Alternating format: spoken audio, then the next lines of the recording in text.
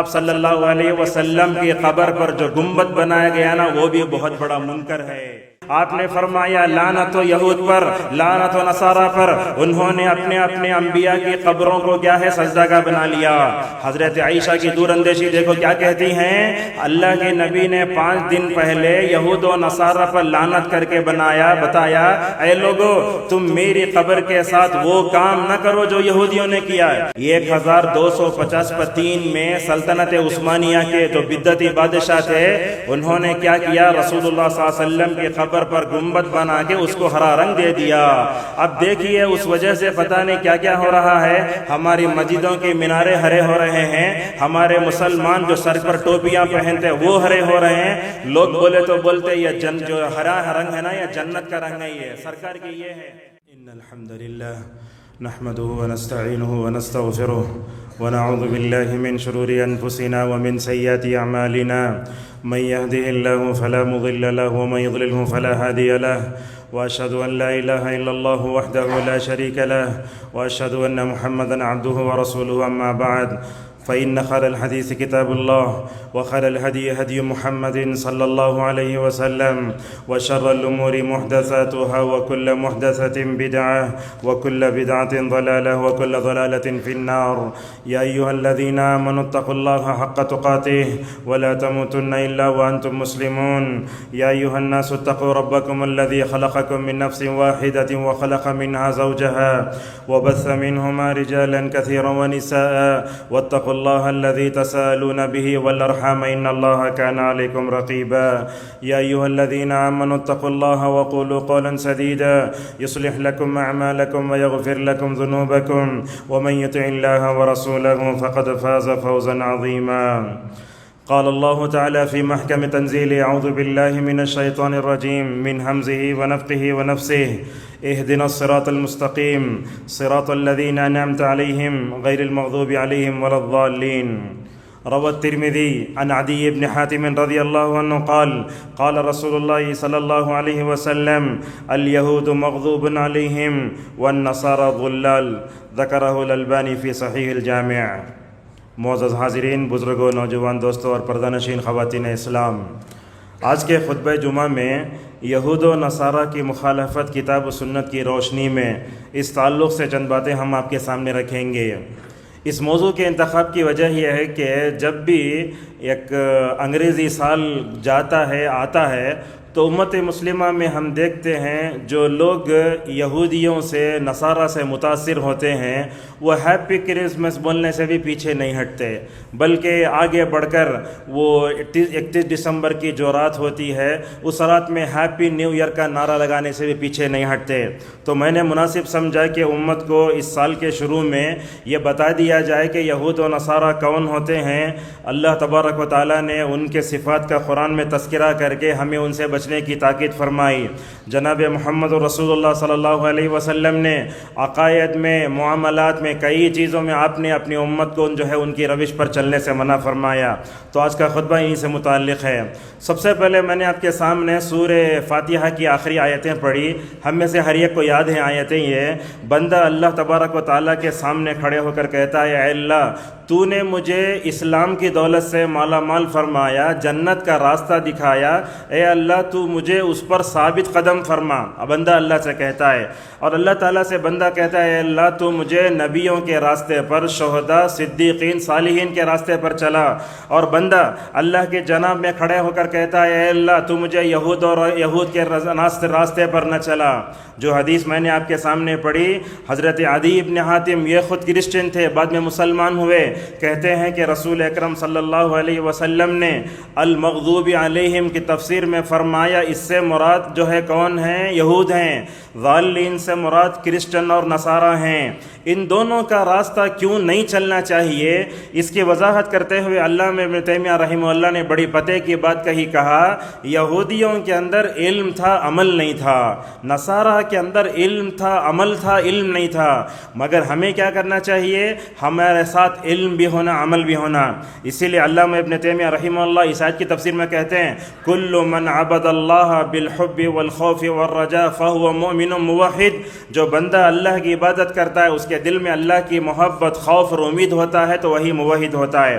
لہٰذا علم کے بغیر عمل نہیں کر سکتے اور عمل کے بغیر علم نہیں ہو سکتا۔ لہٰذا بندہ اللہ تعالیٰ سے یہ چیز مانگتا ہے کہ اللہ تو مجھے علم بھی دے، ساتھ میں عمل کی توفیق بھی دے۔ آپ دیکھیں گے سورہ فاتحہ کے بعد سورہ بقرہ آئی۔ اللہ تبارک و تعالیٰ نے سورہ بقرہ میں یہودیوں کے صفات کا تذکرہ فرمایا۔ اس کے بعد کی جو صورت ہے اس صورت میں اللہ تعالیٰ نے کیا کیا؟ نصارہ کا تذکرہ فرمایا۔ آپ جانتے ہیں نعمان ابن بشیر رضی اللہ تعالیٰ عنہ فرماتے ہیں رسول اکرم صلی اللہ علیہ وسلم جمعہ کی جب نماز پڑھتے نا، اس نماز کی پہلی رکعت میں کبھی کبھی سورہ جمعہ بھی پڑھتے تھے۔ اس جمعہ میں بھی اللہ تعالیٰ ہمیں بتاتا ہے مثل الذین حملوا التوراۃ ثم لم يحملوها، اے مسلمانوں تم یہودیوں کی طرح نہ ہو جاؤ، ہم نے ان کی طرف موسیٰ کو بھیجا، توریت جیسی کتاب بھی نازل فرمائی، مگر وہ ایسے تھے گویا جو ہے بے عمل انسان کی مثال اللہ تعالیٰ نے گدھے سے دی۔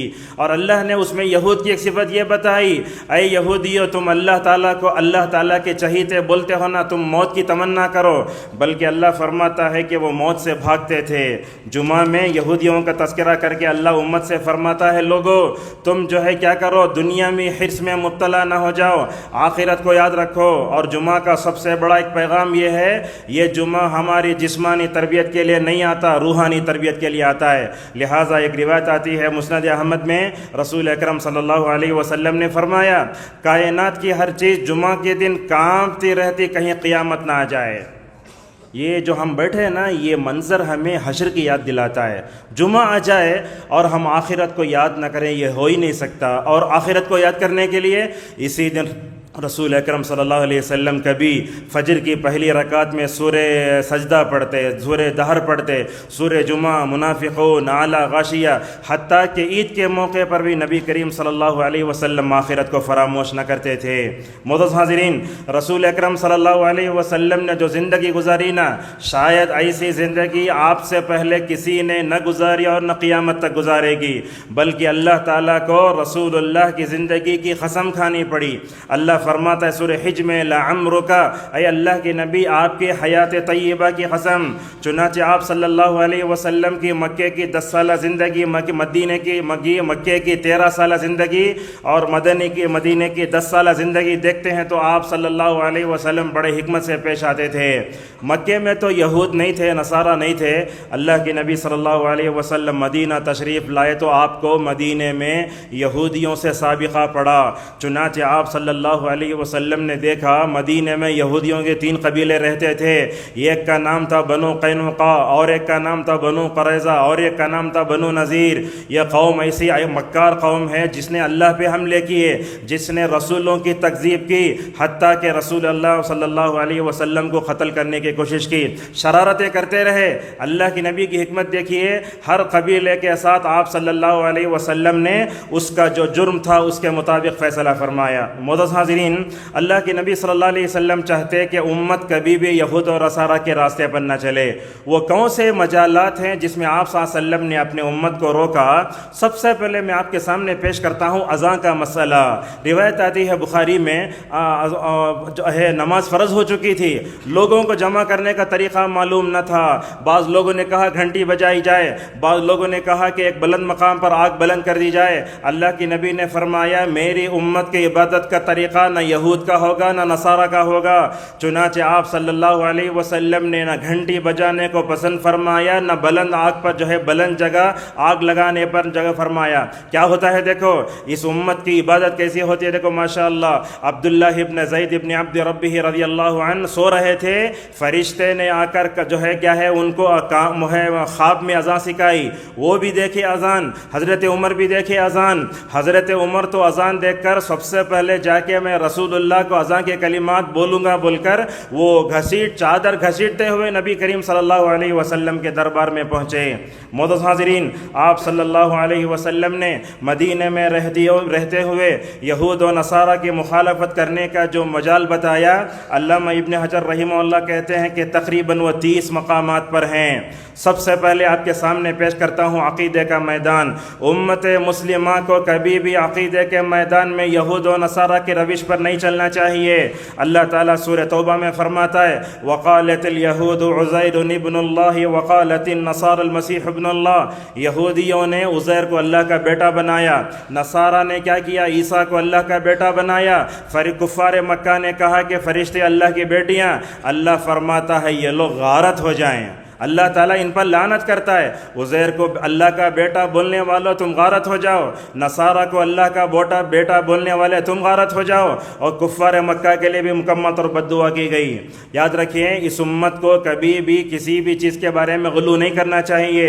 ایک موقع پر آپ صلی اللہ علیہ وسلم نے اپنی امت سے کہا لا تطرونی کما اطرت النصارى انما انا عبد فقولوا عبد اللہ ورسولہ۔ یہاں دیکھو آپ نے فرمایا دیکھو کرسچنوں نے عیسیٰ کو جیسے چڑھایا نا تم میرے کو ویسے مت چڑھاؤ، میں اللہ کا بندہ اور اس کا رسول ہوں۔ آپ نے جو ہے دوسری حدیث میں کہا لا ترفعونی فوق قدری فإن اللہ اتخذنی عبدا قبل ان يتخذنی نبیا۔ یہ حدیث سنی، آپ فرماتے ہیں لوگو اللہ نے مجھے جہاں رکھا ہے وہیں رکھو، اللہ تعالیٰ نے مجھے جہاں رکھا ہے وہیں رکھو، وہ جہاں رکھا ہے اس سے اونچا نہ کرو۔ کیوں؟ دیکھو یہ جملہ دیکھو، اللہ تعالیٰ نے مجھے نبی بننے سے پہلے مجھے اپنا بندہ بنایا ہے۔ کتنے جگہ ہم دعا پڑھتے اشہد ان لا الہ الا اللہ واشہد ان محمدا عبدہ ورسولہ عبدہ ورسولہ، اللہ کے رسول صلی اللہ علیہ وسلم کے بندے ہونے رسول ہونے کے مکمل طور پر ہم اقرار کرتے ہیں، لیکن پھر بھی امت میں دیکھتے ہیں کہ امت کا ایک طبقہ یہ نصارہ کے راستے پر چلتے ہوئے پتہ نہیں کیا کیا نعوذ باللہ رسول اللہ صلی اللہ علیہ وسلم کی شان میں غلو کرتا ہے۔ بعض لوگوں کو یہ کہتے ہوئے دیکھا گیا کہ رسول اللہ نور ہیں، بعض کہتے ہیں کہ رسول اللہ عالم الغیب تھے، بعض طبقے نے کہا کہ آپ صلی اللہ علیہ وسلم کا سایہ نہیں تھا۔ یہ دیکھو خبر پرستی سکھایا شیعہ نے، خبر پرستی امت مسلمہ کو سکھایا ان کرسچنوں نے۔ آپ دیکھیے کیسے قبرستان ہوتے عیسائیوں کے، مسلمانوں کے قبرستان بھی ویسے بنتے جا رہے ہیں۔ لہٰذا آپ صلی اللہ علیہ وسلم کی قبر پر جو گنبد بنایا گیا نا وہ بھی بہت بڑا منکر ہے۔ یہ حدیث دیکھیے آگے ذکر کریں گے ہم۔ آپ صلی اللہ علیہ وسلم نے فرمایا لوگو دین میں غلو نہ کرو، اس لیے کہ غلو کرنے کی وجہ سے قومیں ہلاک ہوتی ہیں۔ آپ صلی اللہ علیہ وسلم نے عبادت کے میدان میں بھی اپنی امت کو یہود و نصارہ کی روش پر چلنے سے روکا۔ یہودیوں نے کیا کیا؟ یہودیوں نے کفر کیا، یہودیوں نے شرک کیا اور غیر اللہ کو سجدہ بنایا۔ جب روایت آتی ہے ام سلمہ رضی اللہ عنہا کی، یہودیوں میں اگر کوئی نیک آدمی مر جاتا تو کیا کرتے؟ قبر کو پختہ بنا کے اوپر گنبد بنا لیتے۔ آج امت مسلمہ ان کے روش پر چل رہی ہے، اور نبی کو معلوم تھا میرا ایک طبقہ میری قبر میں غلو کرے گا۔ روایت سنیے، حضرت عائشہ رضی اللہ تعالیٰ عنہ فرماتی ہیں وفات سے 5 دن پہلے اللہ کی نبی سو رہے تھے، اچانک جیسے ہم بے قرار ہو کے اٹھتے نا، آپ اٹھے، وہ بچی اٹھا کے پھینک دیے۔ آپ صلی اللہ علیہ وسلم کی زبان سے جو الفاظ نکلے وہ الفاظ دیکھو، لعنت اللہ علی الیہود والنصارى اتخذوا قبور انبیاء مساجد۔ آپ نے فرمایا لعنت و یہود پر، لعنت و نصارہ پر، انہوں نے اپنے انبیاء کی قبروں کو کیا ہے؟ سجدہ گاہ بنا لیا۔ حضرت عائشہ کی دور اندیشی دیکھو کیا کہتی ہیں، اللہ کے نبی نے 5 دن پہلے یہود و نصارہ پر لعنت کر کے بتایا اے لوگو تم میری قبر کے ساتھ وہ کام نہ کرو جو یہودیوں نے کیا ہے، میری قبر کے ساتھ وہ کام نہ کرو جو نعوذ باللہ نصارہ نے کیا ہے۔ مگر امت نے رسول اکرم صلی اللہ علیہ وسلم کی حدیث کی لاج نہیں رکھی۔ میں آپ کو تاریخ بتاتا ہوں، رسول اللہ صلی اللہ علیہ وسلم کی قبر پر جو گنبد بنا ہے نا، وہ گنبد کی حقیقت کیا ہے؟ وہ گنبد کس نے بنایا؟ جب بھی مسلمانوں کو بادشاہت ملی، کرسی ملی، کتاب و سنت کی ترویج و اشاعت کے بجائے نعوذ باللہ یہ بدعتوں میں نعوذ باللہ چلے جاتے تھے۔ مغلیہ سلطنت کا پورا ریکارڈ اٹھا کے دیا کہ انڈیا کا 800 سال تک تھے، انہوں نے کیا دیا ہندوستان کو؟ یکا دکا بادشاہوں کے علاوہ الحمدللہ کچھ کیے ہوں گے، مگر تاج محل کے علاوہ، ہمایوں کے مقبرے کے علاوہ، غیر مسلموں سے شادی رچانے کے علاوہ، عیاشی کرنے کے علاوہ انہوں نے کیا کیا؟ لہٰذا جو ہے 1253 میں سلطنت عثمانیہ کے جو بدعتی بادشاہ تھے انہوں نے کیا کیا؟ رسول اللہ صلی اللہ علیہ وسلم کی قبر پر گنبد بنا کے اس کو ہرا رنگ دے دیا۔ اب دیکھیے اس وجہ سے پتہ نہیں کیا کیا ہو رہا ہے، ہماری مسجدوں کے مینارے ہرے ہو رہے ہیں، ہمارے مسلمان جو سر پر ٹوپیاں پہنتے وہ ہرے ہو رہے ہیں۔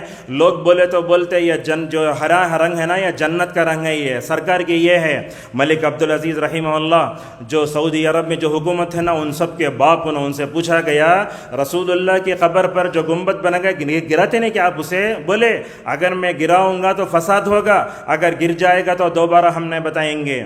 हम देखते हैं बिद्दतियों के पास मक्के से बढ़कर मदीना उनको अफजल आता है। मदीने में जाकर बिद्दती करने वाले पर नबी करीम सल्लल्लाहु अलैहि वसल्लम ने लानत फरमाई। आप देखते हैं बिद्दती जब मदीने को जाता चप्पल भी नहीं पहनता, उल्टा चलता है। क्या बोले तो रसूल अकरम सल्लल्लाहु अलैहि वसल्लम की शबर के जो है खबर की शान में गुस्ताखी हो जाएगी। मोअज़्ज़ज़ हाज़रीन, हमारे मुआशरे में जितनी कब्रें बनी हुई हैं, गुंबदें बनी हुई हैं, ये मज़ारात बने हुए ना, ये असल में अल्लाह ताला के गुस्से के उतरने की जगह है। ये जब तक इनको पाक नहीं किया जाएगा उम्मत में अल्लाह की रहमत नहीं आएगी। ये सारी चीज़ें हमें क्या कर रही हैं? ये सारी चीज़ें हमें यहूद और नसारा की रविश पर चलने पर मजबूर कर रही हैं। देखिए मैं आपको एक पैगाम देता हूँ, सूरह कहफ कितने मरतबा पढ़ते आप, मगर सूरह कहफ के पैगाम को आज तक उम्मत मुस्लिमा नहीं समझ सकी। उम्मत मुस्लिमा के नाम सूरह कहफ का सबसे बड़ा पैगाम हर जुमा आपको दिया जा रहा है, लोगों अपने अक़ीदे तौहीद की हिफाजत करो, अपने ईमान पर आँच आने न दो। और इसका सबसे बड़ा पैगाम यह है कि 7 नौजवान जो थे, पूरा कबीला आसपास जो रहते क्रिश्चियनों का था, इन्होंने क्या किया? अपने आप को ईसाइयत से बचाने, क्रिश्चियनिटी से बचाने के लिए कहाँ गए? गार में जाकर पनाह लिए। और जब बंदा अक़ीदे तौहीद की वजह से अल्लाह तबारक व तआला पर मुकम्मल तवक्कुल करता है तो अल्लाह ताला देखो 309 साल तक सुलाया उन लोगों को, और साथ में कुत्ते को भी दिया। या एक बात बताता हूँ, कुत्ता जो अंदर नहीं गया, अल्लामा इब्न कसीर रहीमहुल्लाह कहते हैं कि अगर वो कुत्ता अंदर चले जाता तो होता क्या? अल्लाह रहमत के फरिश्ते वहाँ नहीं आते। कुत्ते को अल्लाह ताला ने वो मतलब दहलीज तक मुकम्मल तौर पर बिठा दिया। चुनाचे कहा वकल्बुहुम बासितुन ज़िराइहि बिलवसीद। ये सूरह कहफ का पैगाम नौजवानों के लिए है। आज हमारा नौजवान इस्लामी कल्चर, इस्लामी तहजीब, इस्लामी अकायद को छोड़कर क्या कर रहा है? यहूद के रास्ते पर चल रहा है, नसारा के रास्ते पर चल रहा है। अगर हम अपने आप को ईसाई दुनिया से, ईसाई अकायद से, तहजीब से बचाना चाहते हैं तो हमारे अंदर वही ईमान होना होगा जो असहाबे कहफ का था। अफसोस का मकाम है, हमारे बाज़ मालदारों के बच्चे भी, जिनके पास पैसा खूब होता है ना, ये लोग क्या करते हैं, मतलब अपने बच्चों पर पैसा खूब खर्च करके ईसाइयों के स्कूलों में, गैर मुस्लिमों के स्कूलों में डालते हैं। अब जब बच्चा बड़ा होकर देखता है मुर्तद बन रहा है, दीन बेजारी आ रही, तो सबब कौन है? सबब यही है। लिहाजा मालूम होता है कि हमारे बच्चे अगर ईसाई स्कूलों में पढ़ते हैं तो सबसे पहले उनके अक़ीदे की फ़िक्र करो, उनकी अक़ीदे की मुकम्मल तौर पर यह करो। मोअज़्ज़ज़ हाज़रीन, रसूल अकरम सल्लल्लाहु अलैहि वसल्लम ने यहूद और नसारा के मुखालफत करने के जो मजालत बताए, उसमें जो है ये जूता और चप्पल पहन कर नमाज पढ़ने का भी है। अबू दाऊद में रिवायत आती है, हज़रत शद्दाद इब्न औस रज़ियल्लाहु ताला अन्हु फरमाते हैं कि रसूल अकरम सल्लल्लाहु अलैहि वसल्लम ने फरमाया, लोगों यहूदियों की मुखालफत करो, ये लोग साक्स पहन कर नमाज नहीं पढ़ते, ये लोग जूते पहन कर नमाज नहीं पढ़ते, तुम वैसा करो। अल्लाह के नबी सल्लल्लाहु अलैहि वसल्लम से उस ज़माने में जूते पहनकर नमाज पढ़ना साबित है। अब आप पूछेंगे ये मस्जिद में खालन बिछाना कैसा है? अब तो नहीं हो सकता हो। कभी कभी हम क़ब्रस्तानों में नमाज जनाजा वगैरह होता है ना, कभी कभी हरम वगैरह जाते हैं तो साहात में, बाहर में खुली जगह होती है, ऐसे मौके पर जूते चप्पल पहनकर नमाज पढ़ना जायज़ है। इसी तरीके से रसूल अकरम सल्लल्लाहु अलैहि वसल्लम ने उम्मत को क्या किया? सहरी क्या है, रोज़े के आदाब में भी मुकम्मल तौर पर यहूद और नसारा की रविश से बचाया। सही मुस्लिम में हज़रत अमर इब्न आस रज़ियल्लाहु ताला अन्हु की रिवायत है, उन्होंने कहा जनाब मोहम्मद रसूलुल्लाह सल्लल्लाहु अलैहि वसल्लम इरशाद फरमाते हैं, लोगों हमारे रोज़ा और यहूद और नसारा के रोज़े के दरमियान में अगर फ़र्क है तो सहरी खाना है। वो लोग सहरी नहीं खाते। अब सवाल ये है कि सहरी खाना अफजल है तो सहरी छोड़ने में क्या है? कभी कभी सहरी के बगैर रोज़ा रख लेना कोई हरज नहीं है, मगर जानबूझकर रोज़ा छोड़ना, रोज़ जानबूझकर सहरी छोड़ना सही नहीं। क्यों? इसलिए कि जो लोग सहरी छोड़ते हैं फरिश्तों की दुआओं से महरूम हो जाते हैं। जो लोग सहरी हमेशा नहीं करते वो उनके अंदर यहूद व नसारा की मुशाबहत आती है। तीसरा ये है कि आज इंसान कमज़ोर है, बग़ैर सहरी के रोज़ा नहीं रख सकता, दिन भर वो मशक्क़त में पड़ सकता है। तो ये सहरी खाना ये हमारे इस्लामी रोज़े की पहचान है ये। इसी तरीके से रसूल अकरम सल्लल्लाहु अलैहि वसल्लम ने इफ्तार जल्द करने पर भी उम्मत के लिए भलाई की अलामत शुमार اظہار فرمائے۔ لہٰذا حضرت سہل ابن سعد رضی اللہ تعالیٰ عنہ فرماتے ہیں جناب محمد رسول اللہ صلی اللہ علیہ وسلم نے ارشاد فرمایا میری امت اس وقت تک بھلائی پر رہے گی جب تک کہ وہ افطار میں جلدی کرے گی۔ افطار میں جلدی کرنے کا مطلب یہ نہیں کہ ہم افطار کا وقت آنے سے پہلے افطار کر لیں، اول وقت میں افطار کرنا چاہیے۔ روایتوں میں آتا ہے رسول اکرم صلی اللہ علیہ وسلم کے پاس اگر مطلب کھجور بھی نہ ہوتا، یہ گھونٹ پانی پی کر بھی آپ مغرب کے لیے نماز کھڑے ہو جاتے تھے۔ عمر ابن میمون رحمہ اللہ کہتے ہیں اللہ کے رسول صلی اللہ علیہ وسلم کے صحابہ کیا کرتے تھے؟ اول وقت میں افطار کرتے تھے، اور آپ نے فرمایا دیکھو امت اس وقت تک دنیا میں غالب رہے گی جب تک وہ افطار میں جلدی کرتے رہے گی۔ علامہ ابن تیمیہ رحمہ اللہ کیا فرماتے ہیں لوگوں اگر تم دنیا میں اپنے دین کو غالب کرنا چاہتے ہو تو یہود و نصارہ کی روش سے بچو۔ اگر تم یہود و نصارہ کے راستے پر چلو گے تو تم نعوذ باللہ مغلوب ہو جاؤ گے۔ اسی طریقے سے علامہ ابن تیمیہ رحمہ اللہ آگے فرماتے ہیں رسول اللہ صلی اللہ علیہ وسلم کو اسی لیے بھیجا گیا ہے دنیا میں کہ آپ لوگوں کو یہود و نصارہ کے خلاف ورزی کرتے ہوئے امت کو پیغام دیں۔ بڑی افسوس سے کہنا پڑتا ہے جب بھی رمضان آتا ہے تو ہمارے درمیان کارڈ بھی چھپتے ہیں، ہمارے معاشرے میں کیا ہوتا ہے احتیاط کے نام پر لوگ 5 منٹ کے بعد افطار کرتے ہیں۔ ایسا کرنا کیا ہے؟ یہود و نصارہ کی روش ہے۔ لہٰذا اس ممبر سے ہم علماء کو سب کو پیغام دینا چاہیں گے جس اول وقت میں سارے لوگ افطار کرتے اسی وقت میں افطار کرنا چاہیے۔ بلکہ ہم نے ایسے بھی دیکھا کہ الگ الگ مکاتب فکر کے لوگ جب افطار کرنے بیٹھ جاتے ہیں تو بعض لوگ افطار دیر سے کرتے ہیں، یہ اچھی بات نہیں ہے۔ لہٰذا افطار میں تاخیر کرنا، احتیاط کے نام پر 5 منٹ بڑھنا، یہ مشابہت میں آتا ہے۔ اسی طریقے سے رسول اکرم صلی اللہ علیہ وسلم نے اپنے داڑھی کے بال کو، سر کے بال کو رنگ لگانے کا حکم دیا۔ آپ نے فرمایا یہود و نصارہ رنگ نہیں لگاتے، تم رنگ لگاؤ۔ کہا کہ کالے رنگ کے علاوہ سب رنگ لگا سکتے ہیں۔ اگر ایسا کرنا ضروری ہے کیا؟ سنت تو نہیں ہے۔ میرے استاد جو اس وقت تقریباً 95 سال سے بھی زیادہ ہیں، مدینہ میں رہتے ہیں، عبد المحسن عباد حفظہ اللہ، جنہوں نے مسجد نبوی میں 50 سے 60 سال تک حدیث کا درس دیا، وہ اپنی داڑھی میں مہندی لگاتے تھے۔ لوگوں سے بولتے تھے لوگوں جب میں اپنی داڑھی میں مہندی لگاتا ہوں تو انشاءاللہ مجھے 2 اجر ملیں گے۔ ایک تو اجر مجھے رسول اکرم صلی اللہ علیہ وسلم کی سنت پر چلنے کا اجر، اور دوسرا یہود و نصارہ کی مخالفت کا اجر۔ اسی طریقے سے رسول اکرم صلی اللہ علیہ وسلم نے 10ویں محرم کا روزہ آتا، آپ نے 10ویں محرم کا روزہ رکھا تو آپ نے کیا کہا؟ ان میں بھی مخالفت کرنے کا حکم دیا۔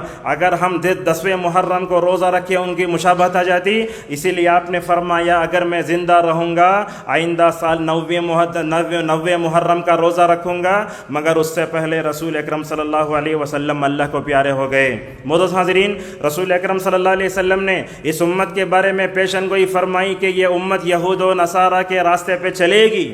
حضرت ابو ذر خدری رضی اللہ عنہ کہتے ہیں آپ صلی اللہ علیہ وسلم نے قسم کھا کر کہا، حدیث کے الفاظ ہیں لَتَتَّبِعَنَّ سَنَنَ مَنْ كَانَ قَبْلَكُمْ شِبْرًا بِذِرَاعٍ شِبْرًا بِشِبْرٍ وَذِرَاعًا بِذِرَاعٍ حَتَّى لَوْ سَلَكُوا جُحْرَ ضَبٍّ لَدَخَلْتُمُوهُ قُلْنَا يَا رَسُولَ اللَّهِ الْيَهُودُ وَالنَّصَارَى فَمَنْ رواه مسلم۔ آپ نے فرمایا اللہ کی قسم تم اپنے سے پہلے لوگوں کے راستوں پر چلو گے۔ جیسے دیکھتا ہے نا بیٹا باپ جہاں رکھتا وہیں قدم رکھتا، یہ امت اندھے بن کر یہود و نصارہ کی روش پہ چلے گے، جہاں وہ قدم رکھے وہ بھی قدم رکھیں گے۔ صحابہ نے پوچھا یا رسول اللہ وہ یہود و نصارہ تو نہیں؟ آپ نے فرمایا یہود و نصارہ کے علاوہ کون ہو سکتا ہے؟ اس وقت امت میں دیکھتے ہیں آپ نے یہ بھی فرمایا 70 پر 1 فرقوں میں بٹیں گے یہود، 70 پر 2 فرقوں میں بٹیں گے نصارہ۔ میری امت 70 پر 3 فرقوں میں بڑھ گئی ہے، 70 پر 3 فرقوں میں کیا 700 فرقوں میں بڑھ گئی آج۔ یہ امت کا فرقوں میں بٹنا، آپس میں لڑ لینا، یہ بھی ان کی مشابہت میں آتا ہے۔ معزز حاضرین، رسول اکرم صلی اللہ علیہ وسلم کی ان تمام احادیث کو دیکھنے سے معلوم ہوتا ہے ہمیں بھی کیا کرنا، یہود کے نقش قدم پر چلنے سے احتراز کرتے ہوئے ان کے اندر جو صفات ہے ان صفات سے بھی اپنے آپ کو بچانا۔ میں سے مثال طور پر کیسے کفر سے بچانا، شرک سے بچانا، اور ایک دوسرے کو تکلیف دینا ہے نا، یہ بھی یہودیوں کی عادت ہے۔ اللہ فرماتا ہے یا ایھا الذین آمنوا لا تکونوا کالذین آذوا موسیٰ، غلو سے بچو، خبر پرستی سے بچو، عہد توڑنے سے بچو۔ یہود و نصارہ سے دنیاوی تجارتی تعلقات رکھنے میں کوئی حرج نہیں۔ آپ صلی اللہ علیہ وسلم کو دیکھو، ایک بچہ یہودی تھا، حالانکہ یہودی امت مسلمہ کے لیے سب سے بڑے دشمن، مگر دنیاوی اعتبار سے ان کو اسلام کی طرف راغب کرنے کے اعتبار سے ہمیں ان سے تعلقات رکھنے میں کوئی حرج نہیں ہے۔ وہ چھوٹا بچہ تھا جو آپ کی خدمت کرتا تھا، بیمار ہوا، اللہ کے نبی صلی اللہ علیہ وسلم گئے، جا کر اس پر اسلام پیش کرے، اور جب انسان بیمار ہوتا نا دل نرم ہو جاتا۔ اللہ کے نبی دعوت کے ہیلے نمونے بہانے تلاش کرتے تھے، جیسے ہی اس پر اسلام پیش کیے تو بیٹا باپ کی طرف دیکھنے لگا، تو بیٹے نے کہا یہودی بیٹے سے اگر تو ہے اگر محمد بولتے تم مان لو، ابو القاسم بولتے ہیں تو مان لو۔ ماشاءاللہ وہ یہودی بچہ جو آپ کی خدمت کرتا تھا بستر پر پڑا ہوا ہے، فوراً ماشاءاللہ اشہد ان لا الہ الا اللہ کا اقرار کرتا ہے۔ اللہ کے نبی کی خوشی کے ٹھکانے، اللہ کے نبی صلی اللہ علیہ وسلم کیا بولتے ہیں؟ اس وقت اس بچے کے پاس سے نکل رہے ہیں، آپ کی مبارک زبان پر یہ الفاظ ہیں، الحمدللہ الذی انقذہ بی من النار، تمام تعریفیں اس اللہ کے لیے ہیں جس نے میری وجہ سے اس بچے کو نار جہنم سے بچا لیا۔ اتنا سنتے ہیں تو رونگٹے کھڑے ہو جاتے ہیں۔ یہ روایت سنیے، بخاری میں ہے، مسند احمد میں آیا کہ آپ صلی اللہ علیہ وسلم نے فرمایا میں نے اس کے اوپر لا الہ الا اللہ پیش کیا تو اس نے لا الہ الا اللہ کا اقرار کر لیا۔ اللہ اکبر، یہ اقرار کرنا تھا، روح جسم سے نکل گئی۔ سوال یہ آتا ہے کہ ہم اللہ تعالیٰ نے کلمے والی زندگی بخشی، اللہ تعالیٰ نے ہماری آنکھ اب تک کھلی رکھی ہے، ہم نے اپنی زندگی میں اللہ کو راضی کرنے والے کتنے کام کیے؟ اس کو نہ تو رکوع کرنے کا موقع ملا، نہ سجدہ کرنے کا، نہ تو اپنے ماتھا ٹیکنے کا موقع ملا، مگر نبی کریم صلی اللہ علیہ وسلم ایسے کرتے تھے۔ اور دیکھو دنیاوی معاملات میں یہود و نصارہ سے تعلقات رکھنا اسلام نہیں روکتا۔ حالانکہ جب اللہ کے نبی کا انتقال ہوا، مدینہ میں بڑے بڑے صحابہ تھے، آپ صلی اللہ علیہ وسلم نے اپنی جنگی لباس یہودی کے پاس رہن رکھ کر مکمل طور پر آپ نے جو ہے یہ بتایا کہ ان سے جو ہے دینی معاملات کیے جا سکتے ہیں۔ یہود و نصارہ کی جو روش آتی ہے اس میں یہ تاریخ کا استعمال بھی ہے، جنوری، فروری، مارچ جو آتا نا یہ اصل میں عیسائیوں کی تاریخ ہے۔ ہم کو چاہیے کہ ہم کیا کریں، ہماری جو تاریخ ہوتی ہے وہ تاریخ کا استعمال کریں۔ محرم، صفر، ہمارے پاس کیا ہوتا ہے وہ جنوری سے دسمبر تک بولے تو ہمارے LKG میں پڑھنے والا بچہ ایک سانس میں بولتا، مگر ہمارے پاس یہ ہوتا ہے کہ ہم بڑی عمر کے ہو جائیں لیکن ہم کو وہ محرم سے لے کر ذی الحجہ کے نام تک معلوم نہیں ہے۔ ابن عثیمین رحمہ اللہ کہتے ہیں ہم سب کو عمر جو غیرت کے ساتھ اسلامی کیلنڈر بنائے ہمیں اسی پر چلنا چاہیے۔ جمعہ کے پوسٹر بنتے، کچھ بھی اعلان ہوتا انگریزی تاریخ پہلے آتی نہیں، عربی تاریخ پہلے لکھ کر انگریزی تاریخ بعد میں لکھیے۔ اسی طریقے سے آج کے خطبے کا پیغام یہ یہاں بیٹھے ہوئے نوجوانوں سے ہم کہنا چاہیں گے، اللہ پر ایمان ہے، رسول اللہ صلی اللہ علیہ وسلم پر ایمان ہے، اللہ تعالیٰ نے رسول اکرم صلی اللہ علیہ وسلم نے جو تہذیب ہمیں بتائی اسی پر چڑھنا چاہیے۔ اور ایک بات بھی ہے، ہماری تعلیمی نظام میں بھی کبھی کبھی یہود و نصارہ کی چیزیں آ رہی ہیں۔ ہمارے بچے جو مرتد بن رہے ہیں نا اس کا سبب بھی یہی ہے کہ ہم یہود و نصارہ کے جو نظام تعلیم میں مکمل طور پر چلاتے ہیں۔ خواتین سے بھی ایک بات کہنا چاہوں گا ایسے موقع پر، خواتین کو بھی چاہیے کہ وہ اپنے بچوں کو اسلامی تہذیب کیا، اسلامی عقیدہ کیا، اسلامی کلچر کیا وہ مکمل طور پر بتائیں۔ اور یہ بات یاد رکھیں، اسلام کی خوبی یہ ہے کہ اللہ تعالیٰ نے جو مذہب اتارا ہے وہ مذہب مکمل طور پر فطرت کے موافق ہے۔ اگر ہم اس دنیا میں کامیاب ہونا چاہتے ہیں تو اللہ کی اطاعت کرنا چاہیے، رسول اکرم صلی اللہ علیہ وسلم کی اطاعت بھی کرنا چاہیے۔ بہرحال خطبے کا خلاصہ یہ ہے، یہود و نصارہ اس دنیا میں دو قومیں ہیں، دونوں یہ امت مسلمہ کے لیے دشمن ہیں، لیکن اللہ تبارک و تعالی ہمیں بتاتا ہے ان کے روش پر نہیں چلنا چاہیے، ان سے مخالفت کرنا چاہیے۔ جن جن چیزوں میں ہماری عبادات میں، معاملات میں، روزہ رکھنے میں، افطار کرنے میں، سحری کرنے میں، جہاں جہاں اللہ اور اس کے رسول صلی اللہ علیہ وسلم نے ہمیں مخالفت کرنے کا حکم دیا ہمیں مخالفت کرنا چاہیے۔ ضروری ہے کہ ہم اسلام پر عمل کریں، اللہ کی اطاعت کریں، رسول اکرم صلی اللہ علیہ وسلم کی بات مانیں۔ اگر ہم اسلام کو چھوڑ کر کہیں بھی عزت تلاش کریں گے اللہ اس دنیا میں ہمیں ذلیل کر کے رکھ دے گا۔ اللہ تبارک و تعالیٰ سے ہماری دعا ہے اللہ تعالیٰ ہم سب کو سورہ فاتحہ میں جب آیت پڑھتے اہدنا الصراط المستقیم سوچ سمجھ کر پڑھنے کی توفیق عطا فرمائے۔ اللہ تعالیٰ ہم سب کو توحید و سنت پر جو ہے جمع فرمائے۔ اللہ تعالیٰ ہم سب کو توحید و سنت پر موت عطا فرمائے۔ اللہ تعالیٰ ہم سب کو جہاں جہاں رسول اکرم صلی اللہ علیہ وسلم نے یہود و نصارہ کی مخالفت کا حکم دیا ہے مخالفت کرنے کی توفیق عطا فرمائے۔ اللہ تعالیٰ ہم سب کو یہودیوں کے راستے سے بچا کر رکھے، نصارہ کے راستے سے بچا کر رکھے۔ ان دونوں کے عقائد سے اللہ ہماری حفاظت فرمائے، ہماری نسلوں کی حفاظت فرمائے۔ اللہ تبارک و تعالیٰ امت کی بھی حفاظت فرمائے۔ اللہ تعالیٰ ہم سب کو اسلام کی روشنی میں زندگی گزارنے اور اسلام نے جو تہذیب دی ہے اس روشنی میں زندگی کو توفیق عطا فرمائے۔ آمین۔ وآخر دعوانا ان الحمد للہ رب العالمین۔